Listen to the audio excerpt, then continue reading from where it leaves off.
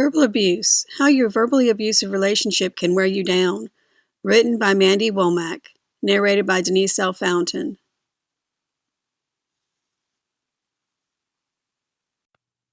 Chapter 1. The Signs of Verbal Abuse. Verbal abuse is referred to as an adverse, defining statement told towards the victim, or about the victim, or by withholding any response, therefore defining the perspective as non-existent. That's a whole mouthful, but what it basically means is that you belittle, insult, or talk down to someone else, or gossip behind his or her back. That's the simplified version. When the abuser doesn't immediately apologize and retract the defining statement, the connection can be a verbally abusive one. Anger underlies, motivates, and perpetuates verbally abusive behavior. In schools as well as in everyday life, you might experience verbal abuse bullying, which frequently includes a physical component to achieve status as better than the individual targeted and also to bond with other people against the target. Usually the bully does not know one other method to connect emotionally with other people. In romances, the verbal abuser might be responding to the partner's separateness, i.e., independent ideas, views, desires, feelings, expressions, even of happiness, that the abuser views like a threat or which irritate him or her. Many people believe the abuser has low self-esteem and thus tries to put their victims inside a similar position. Due to the abuser's requirement for dominance and unwillingness to simply accept his partner as being an equal, the verbal abuser is compelled to negate the perceptions of the partner concerning the abuse, which in turn causes more mental discomfort by the victim. This is referred to as gaslighting or Jekyll and Hyde-like behavior, since the abuser keeps the victim of his abuse behavior off balance together with his hot and cold unpredictable behavior. This confusion increases the pain brought on by mental abuse and keeps the victim off balance. Unpredictability is, therefore, a major component and often confuses the victim. Anybody may undergo at least some verbal abuse. Typically in romantic or family relationships, verbal abuse increases in intensity and frequency over the span of many years. After having encountered verbal abuse, victims may develop depression or post-traumatic stress disorder. The individual targeted by verbal abuse may eventually succumb to the stress-related illness. Verbal abuse creates emotional wounds and mental anguish in its victims. Despite the fact that verbal abuse doesn't leave physical bruising, verbal abuse is often as harmful to any person's health as physical abuse is. 15 common types of verbal abuse in relationships. When we take a look at verbal abuse as a way of maintaining control of and power over someone, we are able to consider the kinds of verbal abuse listed and described within this book to be ways in which someone attempts to dominate or control their partner. Does this imply that the abuser really feels more effective as he or she, for example, subtly puts down or belittles his or her partner's interests? Yes, as incomprehensive as this is to some people, this is still what the abuser believes. Does this also imply that their partner feels like he or she is below the abuser in some way? Not necessarily. She or he may go through a period of sadness simply because they cannot share this interest. Does this also imply that the abuser can't or does not love this particular activity? Not necessarily. She or he should find greater fulfillment and pleasure in the feeling of having control over their partner. We can also observe that verbal abuse prevents real relationships. This has been confirmed by apt resources. However, the partner of the abuser may live with the illusion that she or he is in a sincere, real relationship. This can be for several reasons. The first is that as a couple, The abuser as well as the victim may function adequately within their particular roles. Verbal abusers generally experience a lot of feelings of anger. For example, if your verbal abuser feels insecure and anxious, he might simply feel angry that he's feeling insecure and anxious. It's like a cycle, and I know how it feels.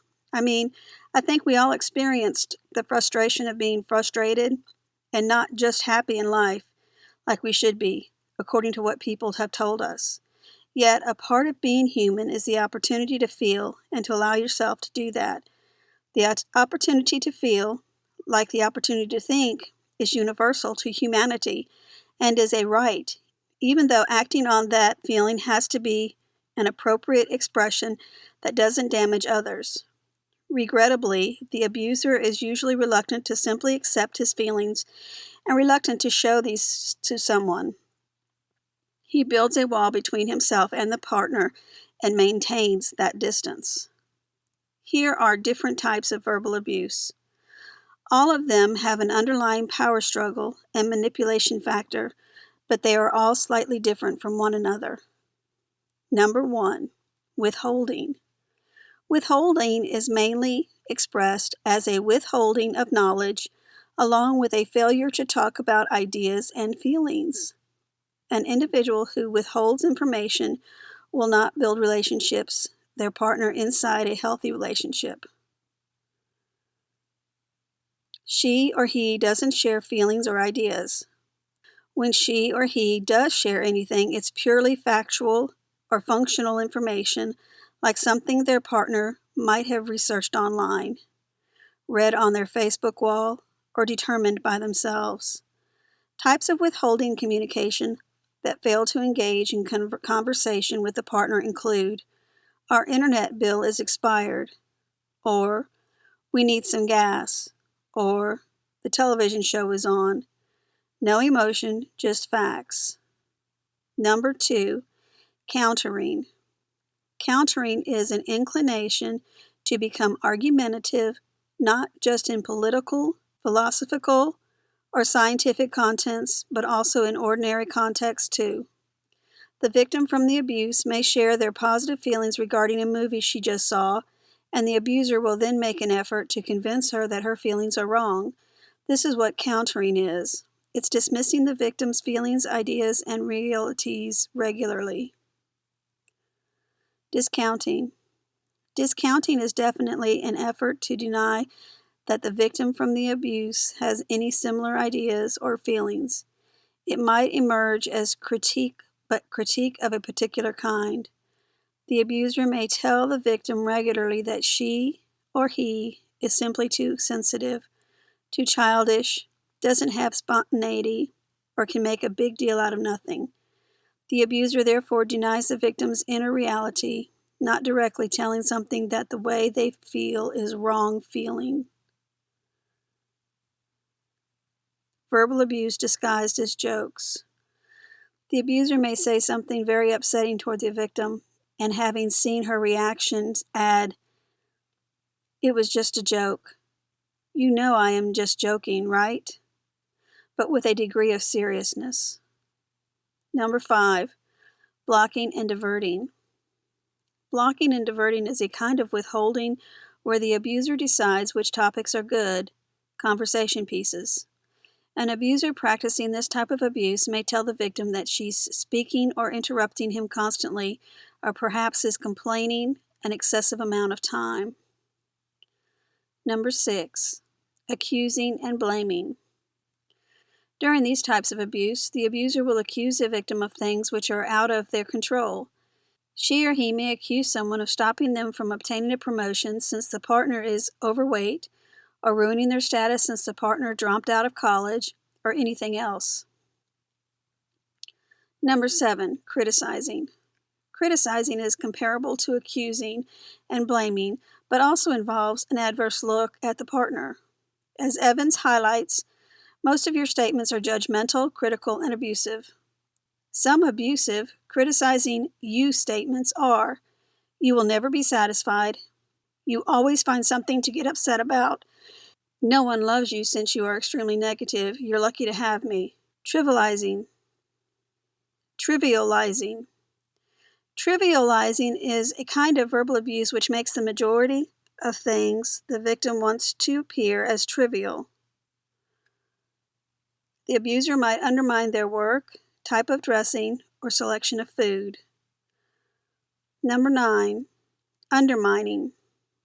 Undermining is comparable to trivializing, which means the abuser is countering everything the victim states or suggests, or making her question herself and her very own opinions and interests.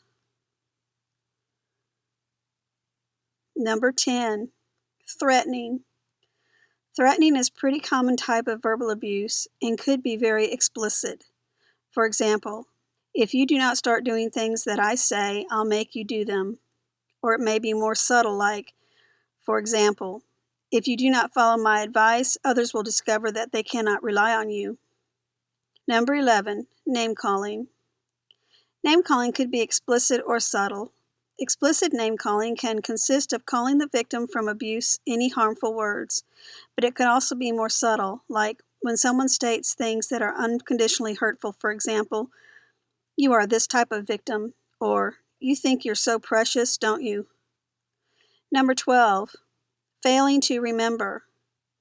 The abusive technique of failing to remember covers a variety of issues, varying from failing to remember a promise to failing to remember to start dating, or perhaps an appointment, a sequence of events, a lie, a mistake, etc. Whether or not the abuser really didn't remember, it's still abuse. While he should have at least tried, the danger with people who, for example, have borderline disorder is often they start believing a lie themselves.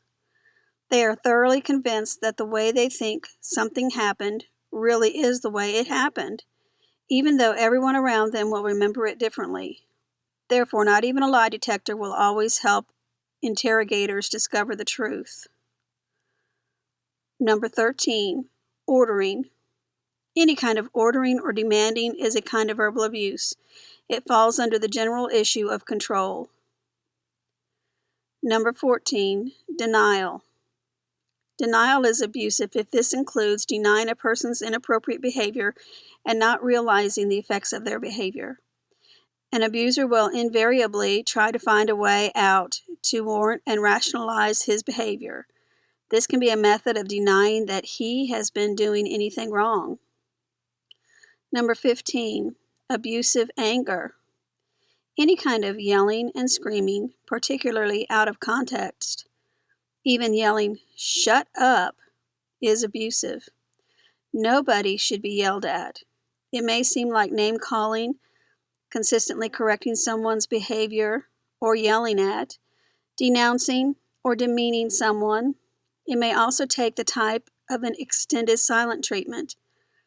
A demeaning relationship seems like something you've never endured, but you are not alone. It is feasible that verbal abuse is going on right in front of you and that your partner is abusing you without you realizing it. The 10 patterns. Here are 10 patterns that could indicate some form of verbal abuse. Number 1, it takes place behind closed doors. Interactions that upset, confuse, or hurt the victim rarely take place in public. Even if there are other people in your home, the abuser will frequently make certain to simply threaten or diminish their partner when they're alone to save face and avoid suspicion from others. In addition, Evans states, going public with verbal abuse is usually an indication of escalation and/or impending physical abuse. Number 2, it comes out of nowhere, sometimes.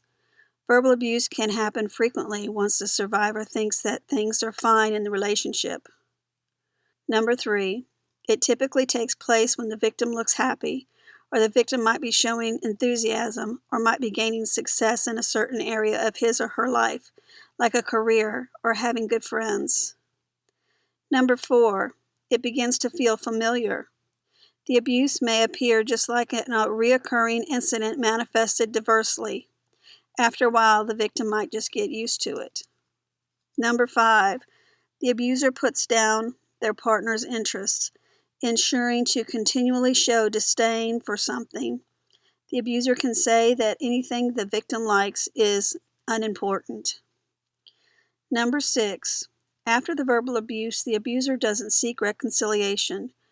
The abuser doesn't try to apologize and could say there's nothing to talk about when faced with their lack of self-control or misbehavior. Number 7. Between occurrences, the connection appears to be normal. Before and after the abuse, it seems that the victim that everything in their relationship really was okay because things appear to become normal again. These pauses of putting the victim at ease don't always happen on purpose, but they do happen, until the abuser explodes, rages, or uses mean words again. Number 8. The survivor feels isolated. Many partners notice a growing feeling of isolation, especially from their loved ones or buddies.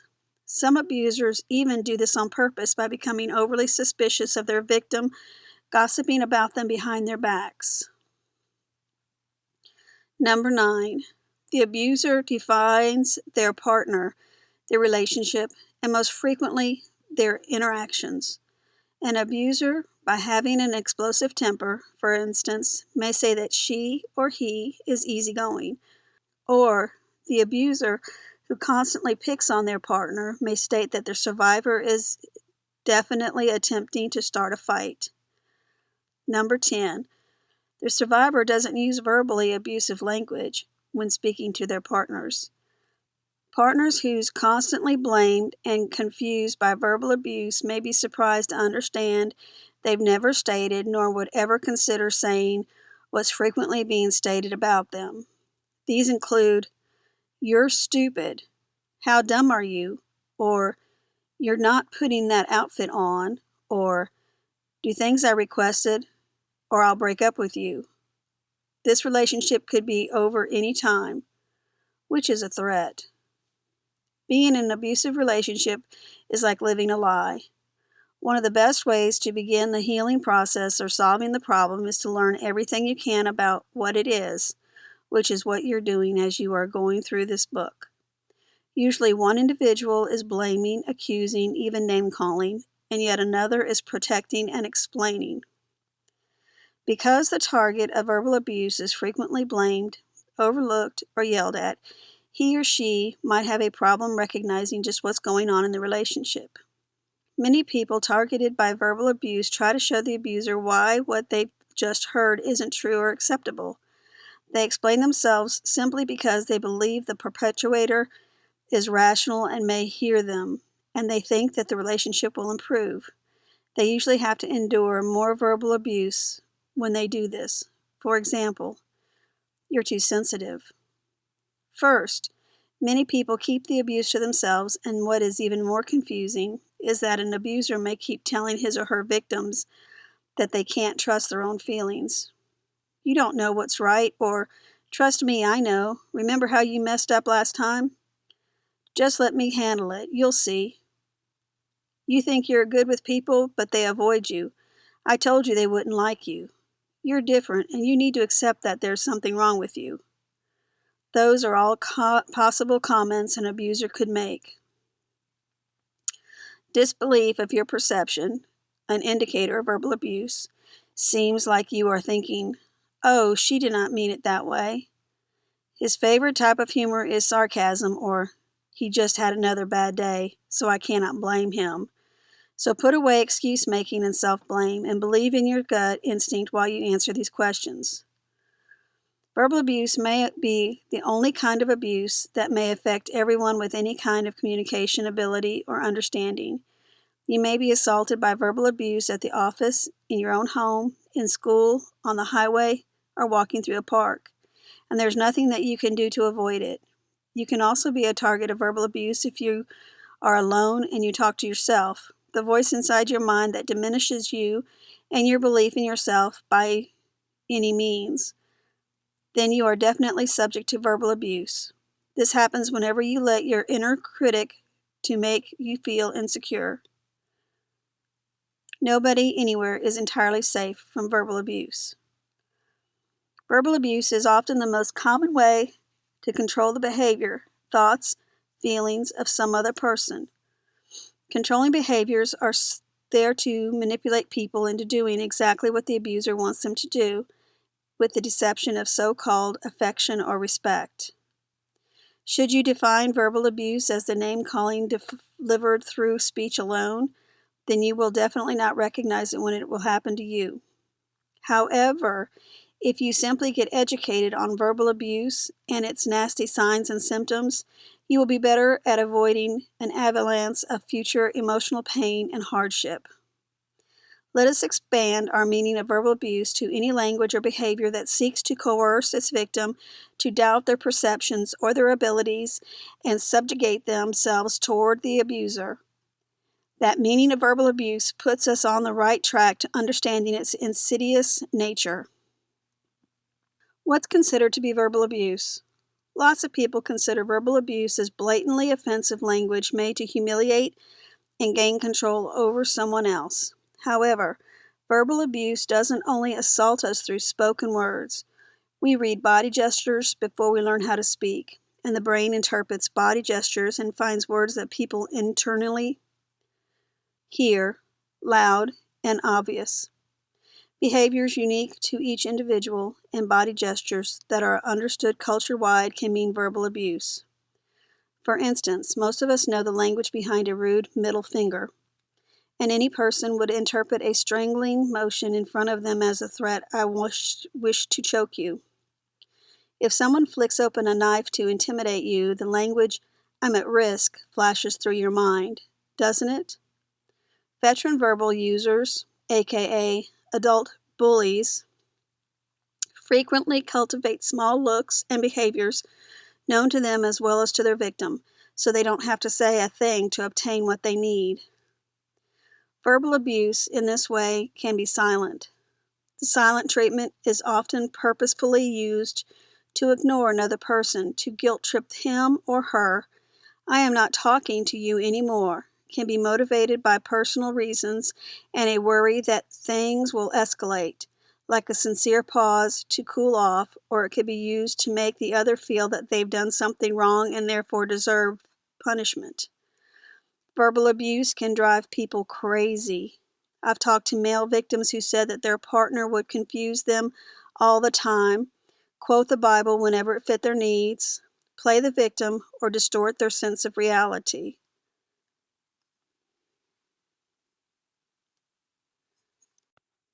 Chapter 2. The connection with physical abuse. Verbal and physical abuse can go hand in hand, but this is not always the case.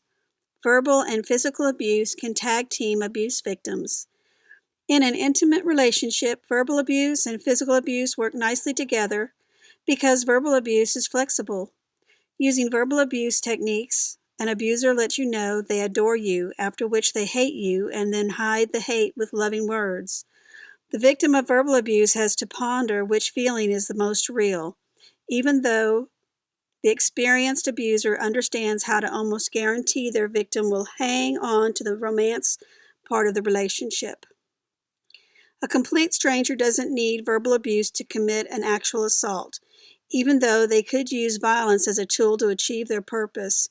But a romantic partner must implement verbal abuse as a long-term strategy to control their victims. Verbal and physical abuse can definitely exist together within an abusive relationship. The victim could easily leave a physical abusive partner if brainwashing and coercive language weren't an element of the package. Physical abuse is less subtle and is often more accepted reason to leave the relationship. But many will frown on someone who says he or she has been emotionally or verbally abused, which is often the case when a man is a victim to a woman. On the other hand, verbal abuse does not need physical assault to work. It requires time for you to gain enough control over everyone to make sure they're not going to leave following a physically abusive event. Verbal abuse tactics are the simplest way to apply domestic abuse with no victim realizing it is actually called abuse. Tragedy takes place when the abuser feels the verbal abuse is not working. The abuser's anger and anxiety about not being capable of managing the victim erupts into assault. All kinds of verbal abuse are warning flags that could foretell assault. When you compare the two, You can easily see the physical abuse affects the victim's body in the same manner. When the abuser physically abuses you, they will cut, stab, hit, punch, kick, bite, scratch, choke, push, pull, grab or restrain by any means, block exits, lock doorways, drive to unfamiliar or harmful places, use taser or mace, etc. Deprive the victim of rest, water, or food. Unlike physical abuse, verbal abuse uses deceptiveness and varies from loving words to hateful ones. Verbal abuse attacks are as damaging to the victim's psyche as physical assaults would be to their bodies. The abuser might say things as, "Basically, I didn't love you anyway. I would not blame you if you would leave. I make too many mistakes. It is your fault I am doing all this. I don't understand why you need to hurt me. I cannot control myself since it seems like you do not love me. I really like you. I am sorry. Allow me to get a cloth for the bloody nose." Following the verbal and physical abuse, the perpetrator uses verbal abuse again to benefit from the victim's shattered and shocked feelings. The abuser begs for forgiveness and proclaims eternal love, plays into the victim's sympathies, or blames the victims for the attack.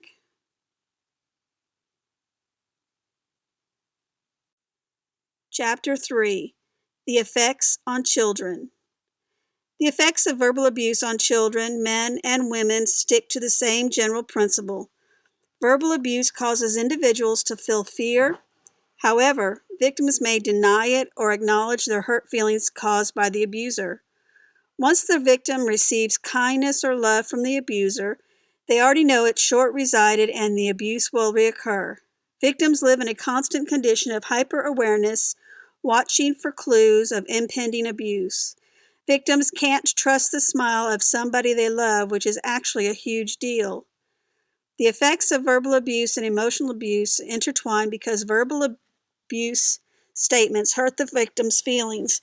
For instance, the straightforward statement, "You are just trying to argue with me," informs the victim what he's doing and thinking, accuses the victim of attacking the abuser, and diverts the subject to a different problem, staying away from a battle. Emotionally, the victim feels misinterpreted, trivial, and scared of what can happen if he addresses the problem. Men and women can respond in different ways, varying from confusion to signs and symptoms of, or the introduction of, mental disorders. Some mental disorders are simply created or enhanced by abuse. Have you ever met a narcissist or borderliner who hadn't been somewhat abused in his or her childhood in one degree or another? There are substantially more scientific studies concerning female victims of verbal abuse. There are common problems among victims such as have difficulty drawing conclusions and making a selection, feel or believe there's a huge problem when there's hardly anything going on, selfish, too selfish, crazy, etc. Analyze and relive abusive encounters to determine if they made mistakes that might have caused it. Experience self-doubt, low self-confidence, and lose spontaneity and/or enthusiasm. Believe and say such things as, "Everything will improve once the baby comes into the world," or "Everything will improve after she finds employment." Research of health effects of physical and mental abuse has concluded some of the following. Verbal abuse is strongly connected to chronic discomfort, migraine, and frequent headaches, stammering, ulcers, and frequent indigestion, diarrhea or constipation, as well as many stress-related heart diseases. The negative mental effects of verbal abuse include anxiety and stress, depression, post-traumatic stress disorder, intrusive recollections, memory gap disorders, sleep or eating problems, hypervigilance, and exaggerated startle responses, irritability, anger issues, substance abuse, suicide, self-mutilation, etc. Although more scientific studies are needed, men appear to be affected by exactly the same problems as women. The terrible effects of verbal abuse on children. The effects of verbal abuse on children ages 18 and under include drug abuse, more widespread among boys, physical aggression, delinquency, and social problems.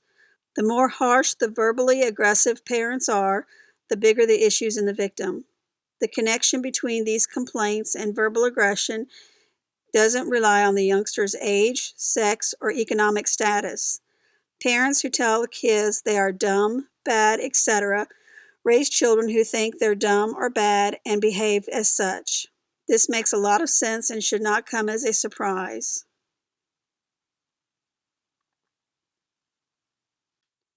Chapter 4.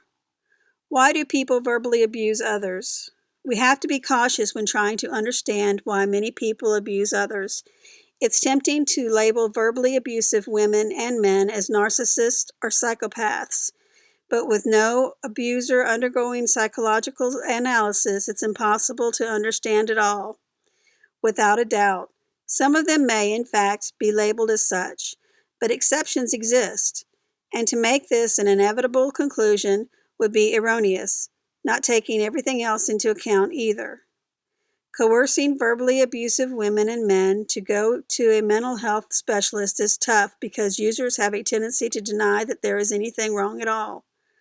On top of this, many psychiatrists and counselors are untrained to deal with abuse, and a few won't recognize verbal abuse as a kind of violence or don't realize patriarchy and gender as aspects of abuse.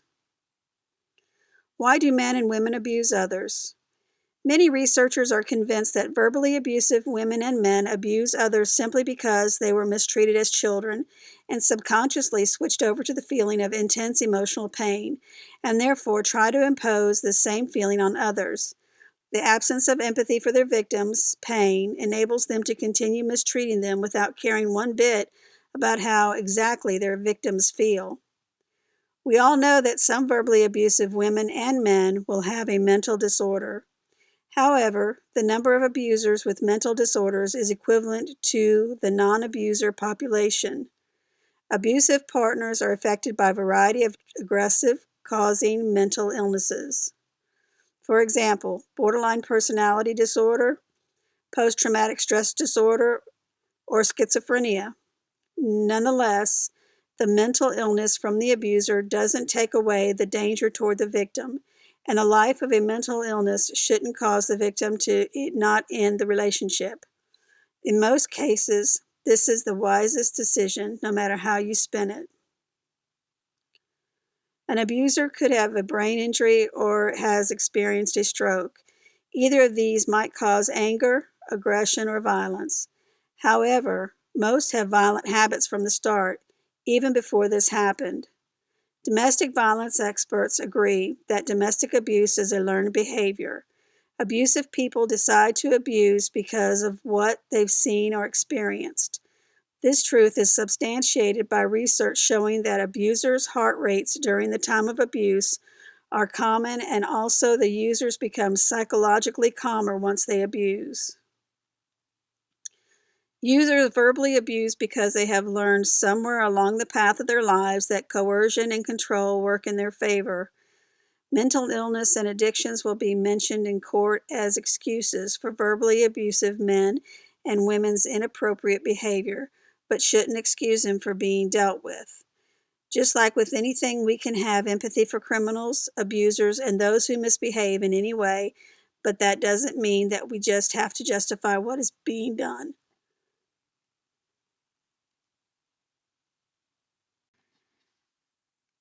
Much like domestic violence perpetrators, verbal abuse at work starts after it's triggered. Employees tend to pay attention to individuals who the bully feels are weakened in some manner. Those who are in higher positions are often more likely to talk down on their employees, but gossiping and backbiting by those who are lower isn't uncommon either. Handling verbal abuse at work.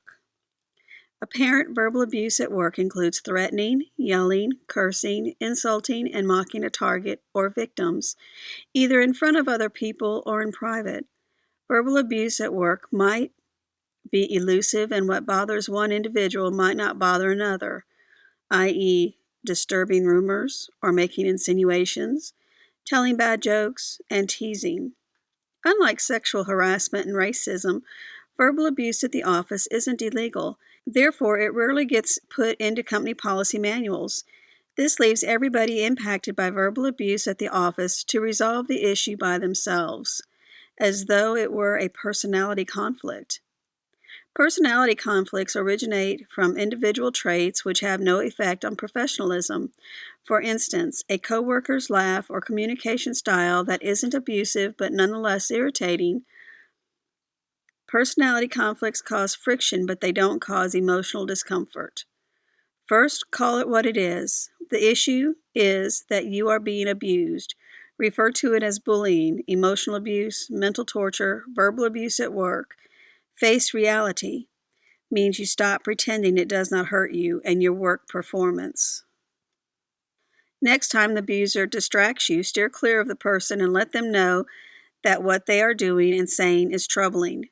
Let them know that if they continue that behavior, you'll have to address the issue to a supervisor. The bully most likely will have something to say against it.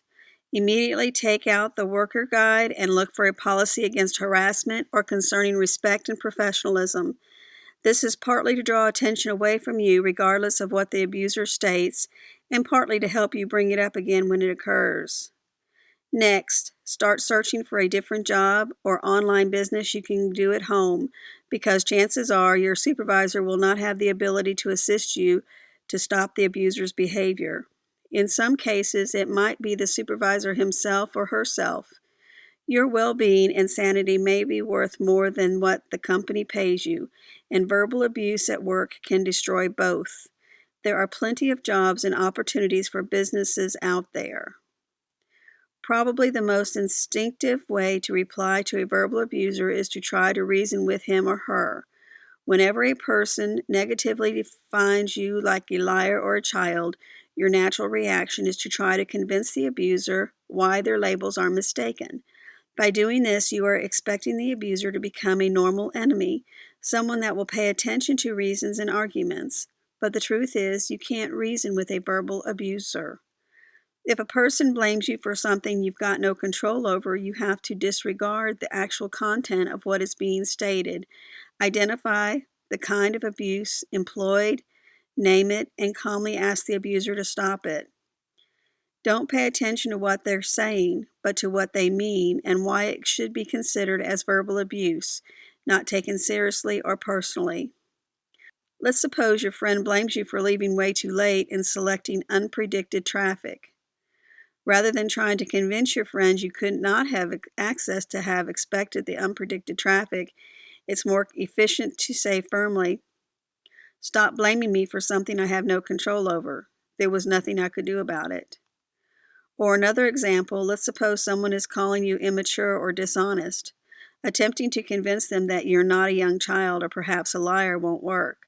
Firmly state something like that following, "Stop using negative labels to define me," or just "steer clear of the name calling" is much more effective. There'll inevitably be situations in which calling the abuser out on what he or she is doing is going to be unsuccessful.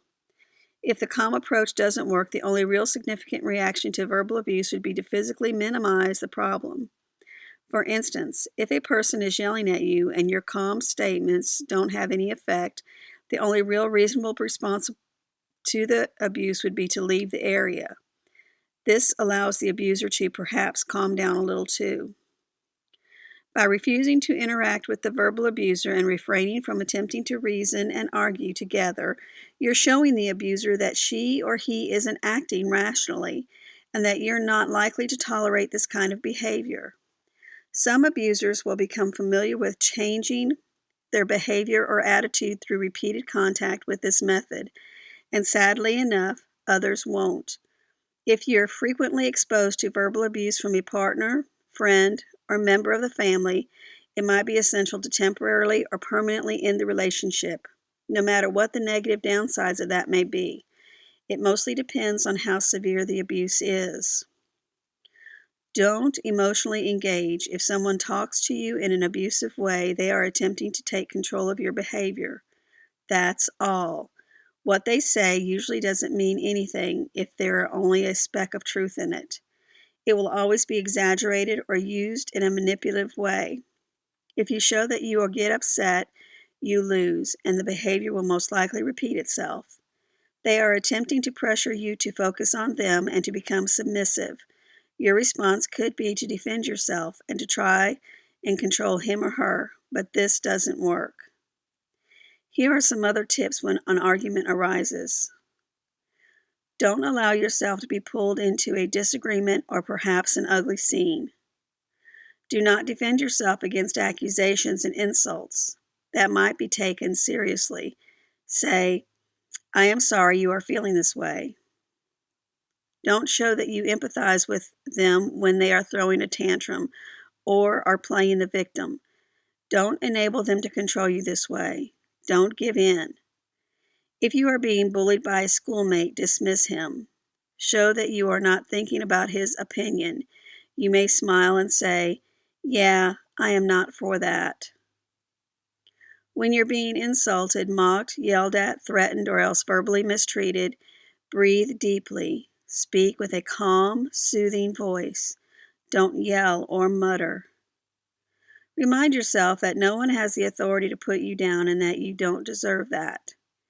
If he or she is constantly out to harass you, set boundaries. Say, I'll talk with you about this when we can both act calmly, but I won't stay here and allow you to treat me this way. If you keep talking to me the way you do, or if you don't change your tone, I will leave immediately. Be sure to follow through on whatever you say you'll do. If you say you're going to leave, leave. Always be consistent so they will know they should take you seriously when you make a threat or attach a consequence to a certain kind of behavior. Return only if it's safe. Leaving home is a great strategy for those who have someone or any other member of the family who will get angry and requires to calm down. In these instances, leave for a couple of hours and be available when you feel ready, no sooner.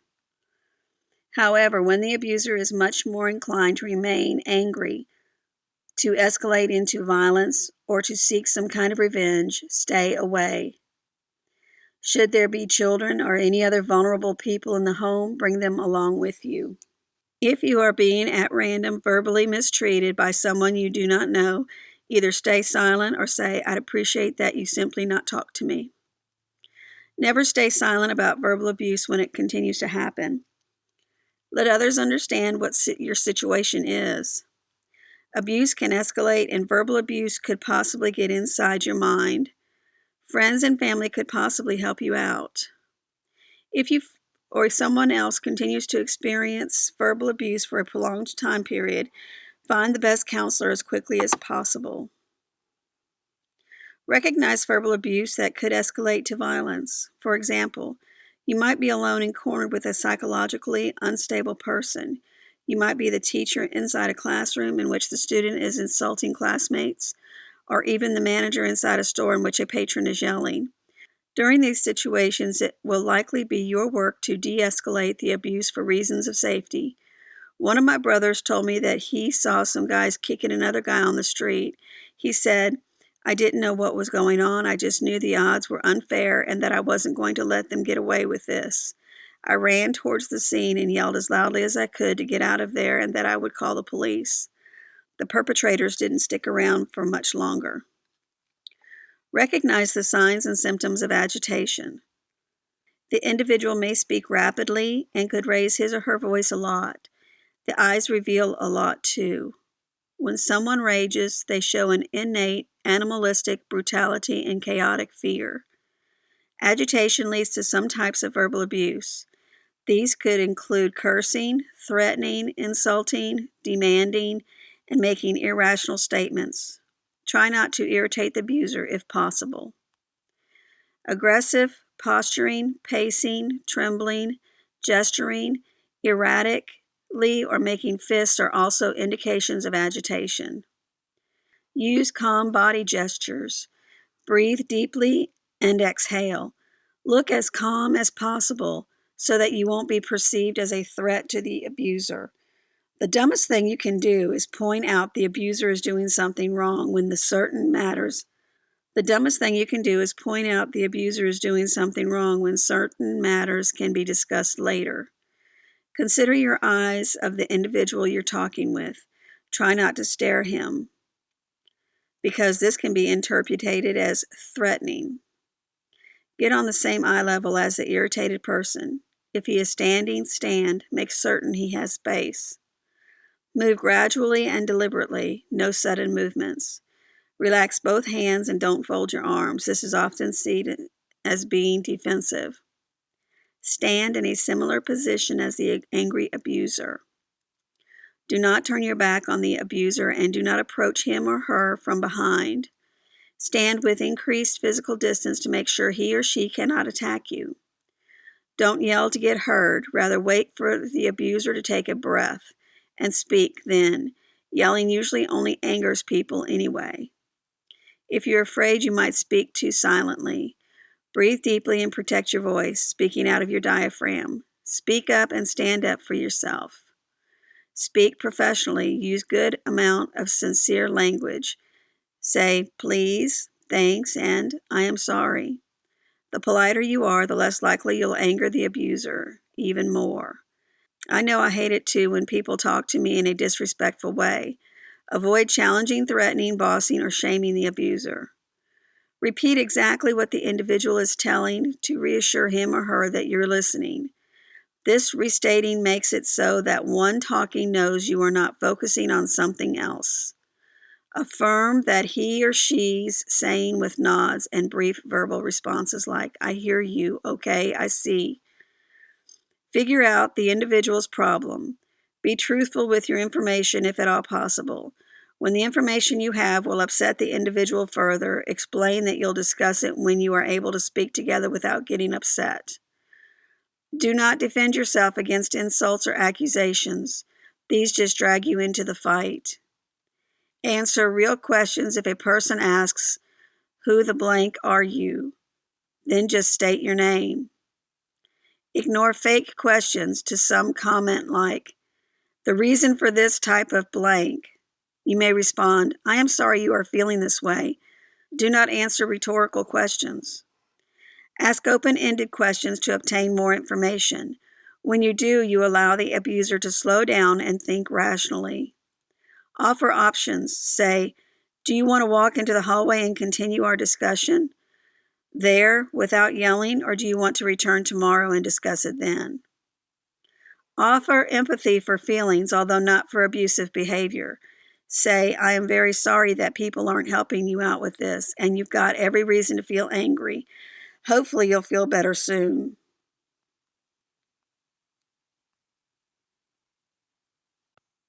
Chapter 6. Early Examples. Many types of verbal abuse aren't simple to pinpoint, especially in the beginning. Most verbally abusive statements are camouflaged by words, selection of words, body gestures, the abuser insisting it's for your own personal good, etc., along with other such verbal decoys. Nevertheless, the types of verbal abuse are simple to recognize once you've seen the pattern. You did not understand me. Verbal abuse underlies many other types of abuse because words and tone can be simply manipulated to mean something other than what is being said. You misunderstood me. It is a straightforward way to avoid taking responsibility for intentionally wounding someone. At the start of relationships, it's very possible that we're unable to misinterpret an individual's intentions. For instance, an abuser may hurt your feelings, and then when you confront him or her, claim that they didn't mean it that way, give you a hug, and tell you that they meant to say something else, even though at the time they clearly meant what they said. This can be very confusing. The reassurance and the love at a different moment, without an apology but rather with an excuse, can make the victim feel secure for a brief moment, only to fall into the same trap of trusting the abuser's good intentions later, when such is not the case. Wordplay and denial. Wordplay and denial of wrongdoing are a literal trap. No matter what happens, they will always deny that they are at fault. And when they do, apologize. This could be fake too, or their promises could be broken by a later moment of misbehavior. I consider wordplay to occur once the language used often means two different things. For instance, saying, "You're this type of wonderful wife," having a smile along with a hug means that you're a wonderful wife. But moving or rolling your eyes while saying it means something different. This means, "I will tolerate you because we're married." Denial is necessary whenever you question the abuser's eye movements. You must say, "Hey, I saw you roll your eyes." What exactly are you actually saying? However, the abuser's response would be probably, "I didn't roll my eyes. You're a wonderful wife." No matter what you say, the abuser stays with the lie that no eyes were rolled when he said it. Wordplay and denial because of the conditions of "I really like you" and also time increase the risk for victims becoming really confused. The victim knows what she saw and heard. She knows the abuser is lying. However, the victim has a tendency to blow from the behavior, selecting to create any excuses for why the abuser behaves this way rather of bringing in the chips and striking the road. Like a related side note, the abuser has a tendency to end the ante when she or he believes the victim is stuck with the relationship.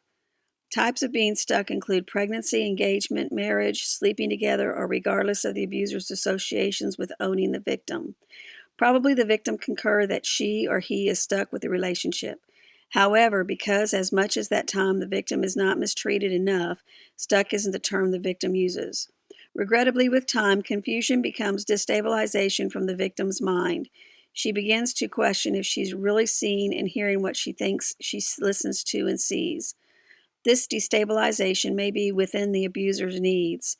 Destabilization of the mind comes down to brainwashing. Destabilization from the thoughts are essential to the opportunity to control anybody. The abuser must implant doubt within the victim's mind concerning what she or he believes and perceives. With no victim's self-doubt, there is not a way to manage him or her.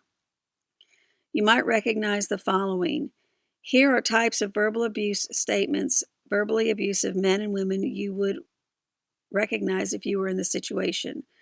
Emotionally abusive statements. "I can't believe I really like a stupid jerk." Seriously, can't you take a joke?" Sexually abusive statements. "You ought to know how to impress me by now. I wish you had been less experienced." "Stop acting like a whore." Financially abusive statements. "You are going to make me poor. In what world does buying this make any sense?"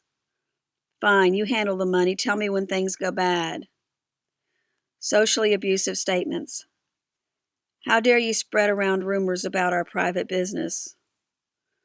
"Let me do the talking. People pay more attention to men anyway." "You made a promise when you married me. Everyone saw it." Threatening and intimidating statements. "If you do not train that dog, I will make sure you clean up that mess." "I will take the children if you leave me." "You're scared. This isn't angry. You will notice when I get angry." Spiritually abusive statements. "Keep your stupid beliefs to yourself. If you do this, God will punish you. God said to obey your husband or parents." "You have to trust God. He'll tell you that I'm telling the truth." The only way you'll avoid the traps of abuse is if the one you're intimate with, number one, acknowledges what he or she is doing and admits that it's abuse or inappropriate. Number two, in severe cases, therapy is sought after and taken seriously. And number three, you see steady progress over time. Verbal abuse can be so subtle that in some cases a therapist can help the victim see what's really going on. If your partner blames you for his or her words and actions all the time, then the likelihood that she or he will be the sweet person you fell deeply in love with will be next to none. Lips and tongues lie, but actions never do. Regardless of what text is spoken, actions betray the reality of anyone's heart. If you are starting to realize that you're being abused, consider the following. You've arrived at an essential realization. There is a condition in your relationship that should be fixed. So many people in emotionally abusive relationships either never reach that recognition or do not get there quick enough. Congratulations, you've taken the initial step toward change. Fear is a very common feeling in an emotionally abusive relationship, and regrettably, some people trap themselves by holding on to this feeling. There is a difference between being cautious and being fearful. A warning to those who seek therapy. Sometimes therapists are so concerned with the one going to therapy that they'll say things like, you have to look at it for yourself and do what's in your own best interest, or if someone would say that to me, I would leave him or her right away. These therapists try to empathize with the complainer or the victim, but what they may not realize is that the marriage is not beyond repair. So many marriages could have been saved if both the partners were just willing to work on it. Too many people nowadays leave too quickly. I know that my spouse and I had some times in our marriage that we thought about therapy, that we yelled at each other, called each other foul names, and stormed out. I know that my husband has broken a door, a kitchen appliance, and some other minor things in the house, but I also know that he loves me, that these were rare incidences when he was severely stressed out, and any therapist who tells us to get a divorce over these fights should be fired immediately. Make sure you know the difference between a real, aggravated fight and an ongoing, real psychopathic emotional abuse. A lot of this book has focused on actual cases of real abuse, but there are many people who will yell, accuse, make excuses, and function badly when a lot of things are going wrong in their lives. Don't mix the two up. Anyone can misbehave, but many only do it occasionally, and they apologize afterwards with sincere intentions.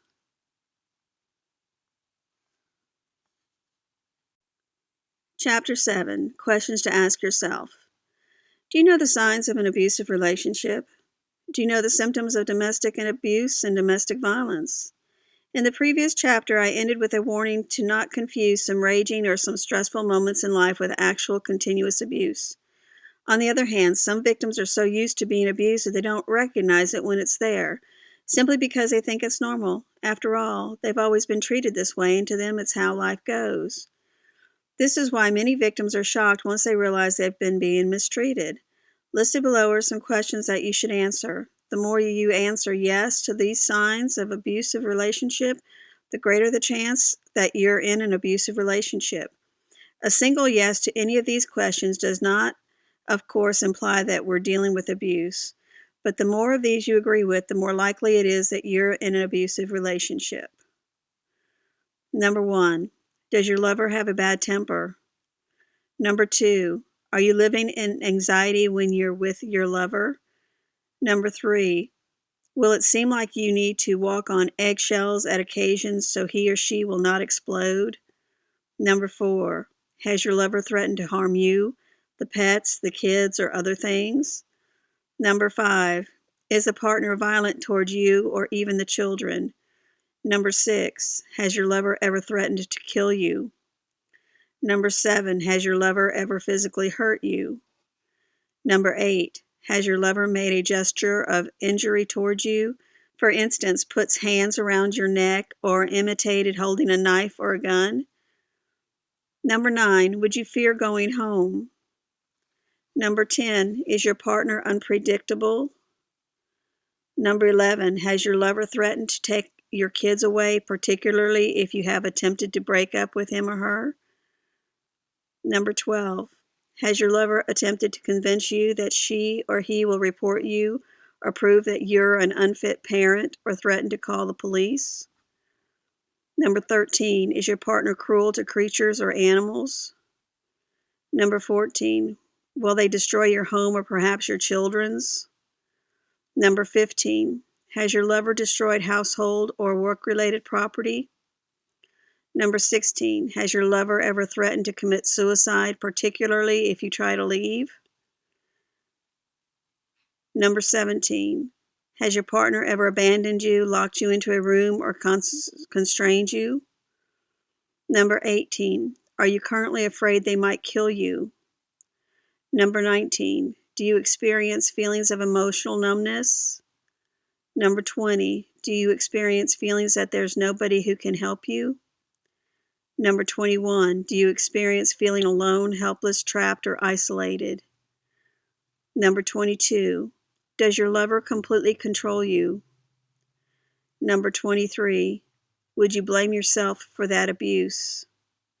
Number 24, will they tell you just how you caused him or her to abuse you or even the children? Number 25, will they blame the violence on stress, alcohol, drugs, money, worries, work problems, house not clean, inappropriate behavior from the children, etc.? Number 26, when seeking medical help, would you lie concerning the bruising, damaged bones, stab wounds, etc.? Number 27, would you lie about your partner's real behavior? Number 28, would you believe that you're the crazy one in the household? Number 29, would you believe that you're overreacting to your partner's abusive behavior? Would you minimize it? Number 30, do you feel like you can never do anything right for your partner? Number 31, are you living in fear that they'll bring your children into the arguments? Number 32, do you fantasize about killing your lover and feeling relieved? Number 33, would you take the blame for the abuse so the children don't have to? Number 34, will they prevent you from seeing friends and family, prevent you from working, prevent you from volunteering? Number 35, are you currently embarrassed or humiliated because of your partner's behavior, and because of that, you don't want to invite people over? Number 36, has your lover ever stopped you against doing what's really good for you? Number 37, will they question where you've been or where you're going? Number 38, is a partner jealous or possessive? Does your lover check on you all the time? Number 39, does your lover limit the time you can go to certain places? Number 40, does your lover constantly accuse you of cheating? Number 41, does your lover abuse you verbally? Number 42, will they humiliate you, harass you, or criticize you before others? Number 43, do they minimize, mock, or insult what you believe or say? Number 44, have you been mistreated growing up, or have you been raised with domestic violence in your home? Number 45, was your lover abused as a kid, or did he or she come from an abusive home? Number 46, does your lover have low self-esteem? Number 47, is your partner immediately kind, giving, or loving after having been violent? Number 48, has your partner denied that change is necessary? Number 49, has your partner told you numerous times that he or she would never do it again and then did it anyway? Number 50, has your partner lied a lot to you? Like I said, many people would answer yes to at least a few questions, but not many. If you answered yes to a lot of these, like more than 5, 10, or 20, you are more likely to be in an abusive relationship. Too frequently, our victims are amazed when they begin to understand they have lived in an abusive relationship, despite the fact that their partner continues to be violent to them for a long time. Many people who read this and answered yes to a significant number of questions suddenly realize for the first time that they're abused, and this will cause sadness, grief, hopelessness, fear, anger, depression, and numerous other feelings. Feelings are okay. Don't confront the abuser immediately. You have to go through a mourning process and think about these things. Confronting the abuser can be harmful. Try talking to others like friends, religious people, therapists, family, etc. Although answering yes to only a few of these questions may not indicate that you're in a dangerous, abusive situation, they may be an indicator that you still have some things to work out between you and your partner, especially if these occurrences were recent. There are shelters for abused women and help centers in almost every country. The United States has a lot of organizations that can give you support. If, after realizing you're in a dangerous situation, you don't feel safe enough to go home, look for one of these support centers.